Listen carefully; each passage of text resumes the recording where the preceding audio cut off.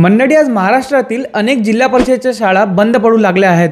सर्व पालक आपल्या मुलामुलींना इंग्रजी माध्यमांच्या शाळांना पाठवत आहेत, कारण सरकारने सरकारी शाळा दत्तक देण्याचा निर्णय घेतलेला आहे। शिक्षणाची खाजगीकरणाकडे चाललेली वाटचाल, त्याचबरोबर जिल्हा परिषदेच्या शाळांच्या भौतिक सुखसुविधा यांचा अभाव, त्यामध्येच शाळांच्या पडक्या इमारती, गडकी कौले, विद्यार्थ्यांना बसायला बाक नाहीत, स्वच्छतागृहाची दयनीय अवस्था, शालेय उपयोगी वस्तूंची कमतरता, कंत्राटी शिक्षण नेमण्याचा हट्ट, हजारो रिक्त पदे, अशा अनेक गैरसोयींचा विद्यार्थ्यांना सामना करावा लागत आहे। त्यात आज स्पर्धेच्या युगात पालकांच्या वाढलेल्या पाल्यांकडूनच्या अपेक्षा, हे जर असंच चालत राहिलं ना, तर भविष्यात गोरगरिबांच्या मुलांचे शिक्षण नक्की हिरावले जाईल। प्रत्येक व्यक्तीला भविष्यात शिक्षण मिळणे अवघड होईल।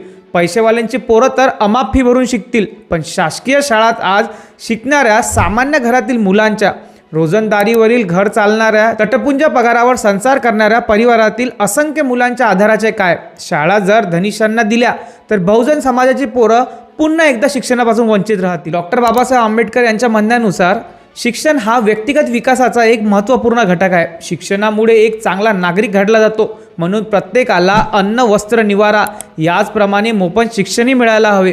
गेल्या काही दशकात शिक्षणाचा प्रसार अधिक झपाट्याने झाला, पण शिक्षणाचा खर्चही त्याचप्रमाणे वाढत गेला। सरकारी शाळांची दयनीय अवस्था पाहता आज खाजगी शाळांमध्ये पालकांचा कल अधिक वाढताना दिसत आहे।